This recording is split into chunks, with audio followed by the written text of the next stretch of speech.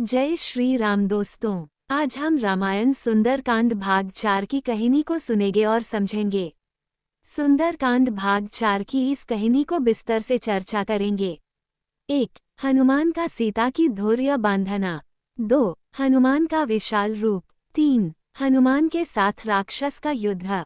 दोस्तों, रामायण सुंदरकांड की भाग 1, 2 और 3 नहीं सुना तो जरूर सुने। तो कहानी आगे। पति के हाथ को सुशोभित करने वाली उस मुद्रिका को लेकर सीता जी उसे ध्यानपूर्वक देखने लगीं। उसे देखकर जानकी जी को इतनी प्रसन्नता हुई मानो स्वयं उनके पतिदेव ही उन्हें मिल गए हों।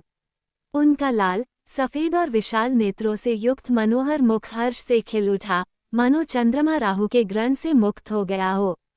पूर्ण रूप से संतुष्ट होकर वे हनुमान के साहपूर्ण कार्य की सराहना करती हुई बोली, हे वानर श्रेष्ठ, तुम वास्तव में अत्यंत चतुर, साहसी तथा पराक्रमी हो। जो कार्य सहस्त्रों मेधावी व्यक्ति मिलकर नहीं कर सकते, उसे तुमने अकेले कर दिखाया।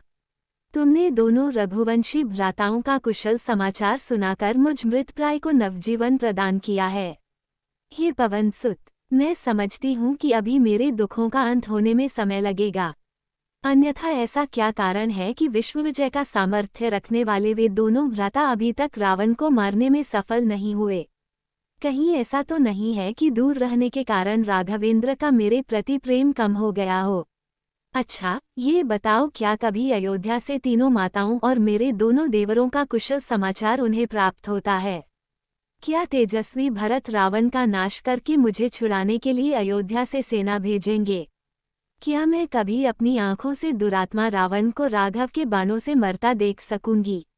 ये वीर, अयोध्या से वन के लिए चलते समय रामचंद्र जी के मुख पर जो अटल आत्मविश्वास तथा धैर्य था, क्या अब भी वह वैसा ही है?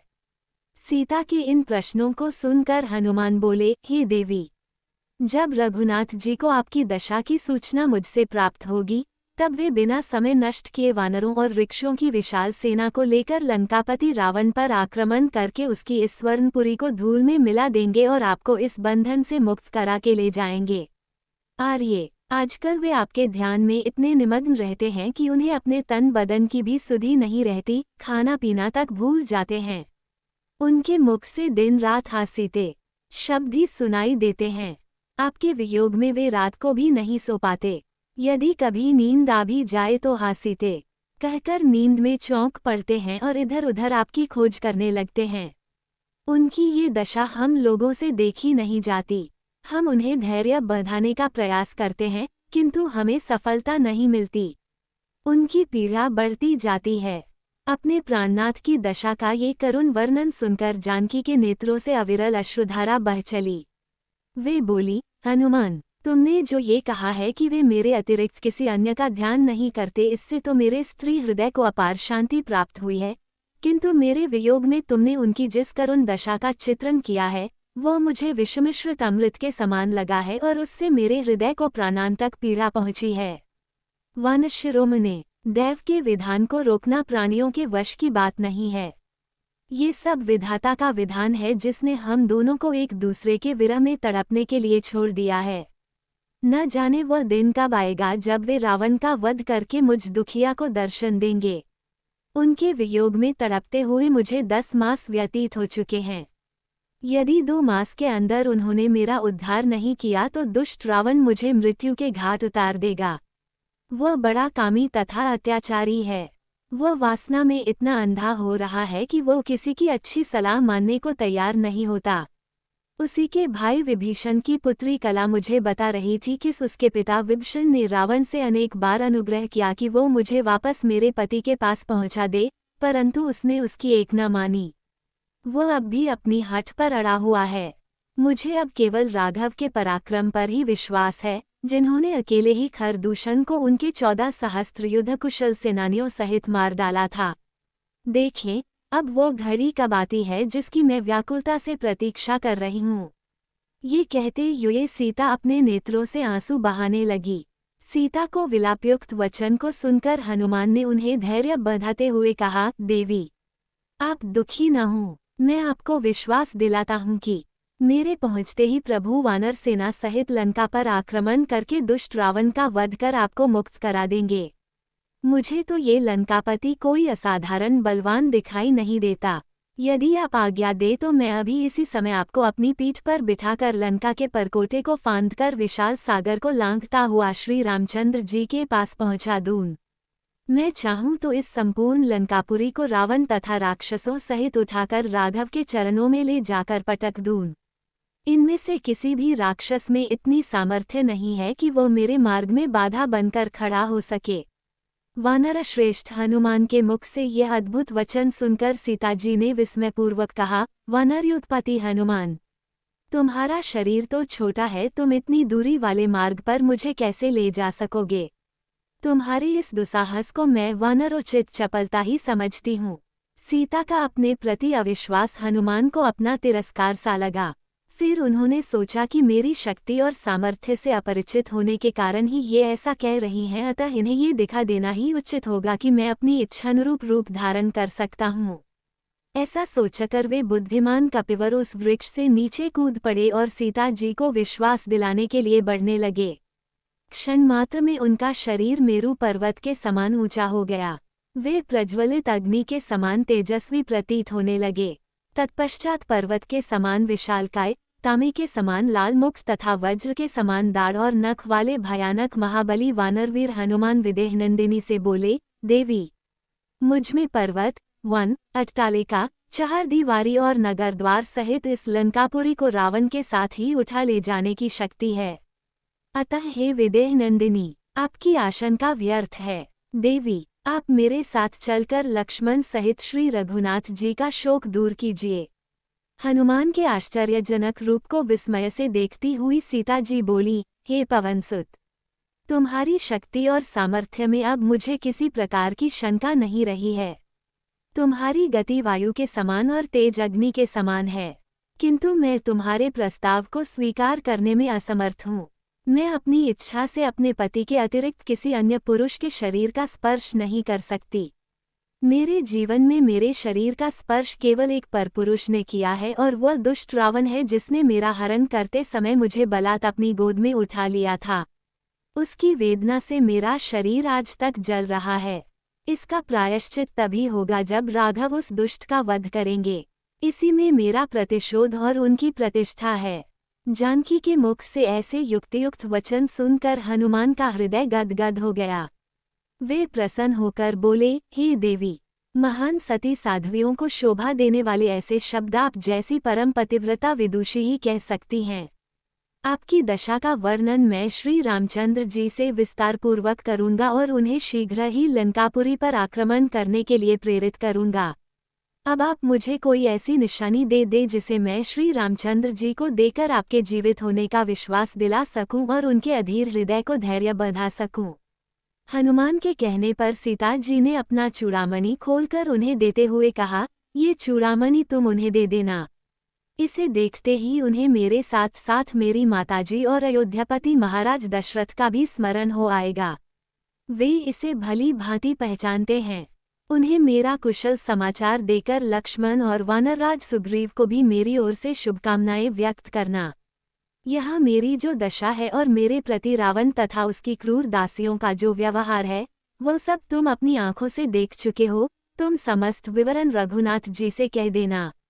लक्ष्मण से कहना, मैंने तुम्हारे ऊपर अविश्वास करके जो तुम्हें अपने ज्येष्ठ भ्राता के पीछे कटुवचन कहकर भेजा था, उसका मुझे बहुत पश्चाताप है और आज मैं उसी मूर्खता का परिणाम भोगत रही हूँ।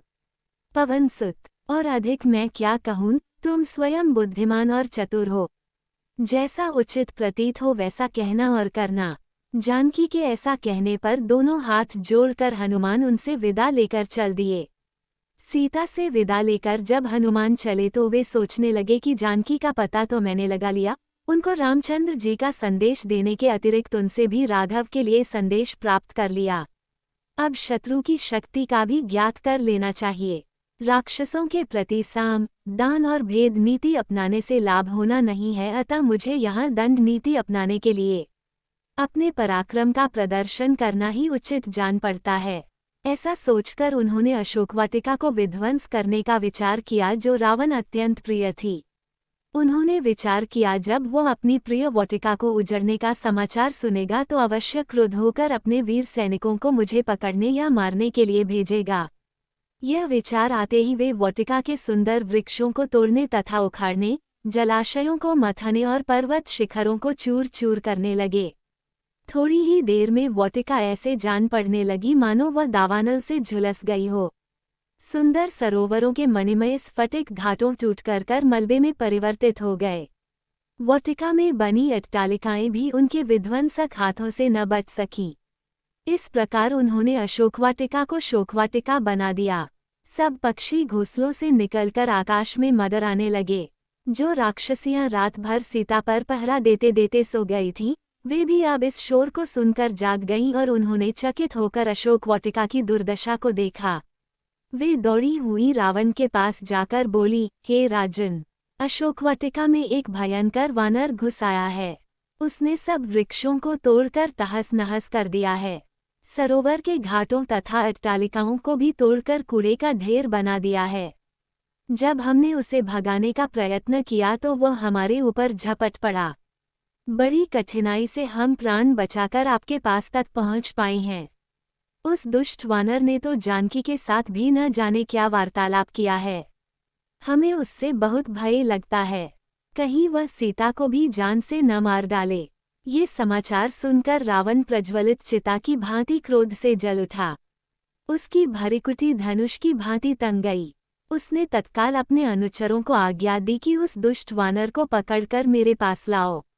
रावण की आज्ञा मिलते ही 80,000 राक्षस नाना प्रकार के अस्त्र शस्त्र और लोहे की श्रृंखला लेकर उस उत्पाती वानर को पकड़ने के लिए चल पड़े। विचित्र गदाओं, परिधों आदि से युक्त वे वेगवान राक्षस अशोकवाटिका के द्वार पर खड़े हुए वानरवीर हनुमान जी पर चारों ओर से इस प्रकार झपटे मानो पतंगे आग पर टूट पड़े हों। तब पर्वत के समान विशाल शरीर वाले तेजस्वी हनुमान ने उच्च स्वर में घोषणा की, महाबली श्री राम तथा लक्ष्मण की जय हो। श्री राम के द्वारा सुरक्षित राजा सुग्रीव की भी जय हो। मैं महापराक्रमी कौसलेन्द्रेश श्री रामचंद्र जी का दास हूँ। मेरा नाम हनुमान है। मैं वायु का पुत्र, शत्रुओं का संहार करने वाला हूँ। तुम मेरे पराक्रम का सामना नहीं कर सकते। मैं लंकापुरी को तहस नहस कर डालूंगा। राक्षसों ने उन्हें चारों ओर से घेर लिया और उन पर बर्छे, भाले तथा पत्थर फेंकने लगे। ये देखकर क्रुद्ध हो हनुमान ने कुछ की लातों घूंसों से पिटाई की और कुछ को अपने नाखूनों तथा दांतों से चीर डाला।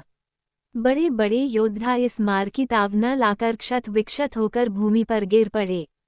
जो अधिक साहसी थे, वे प्राणों का मोह त्याग कर हनुमान पर टूट पड़े।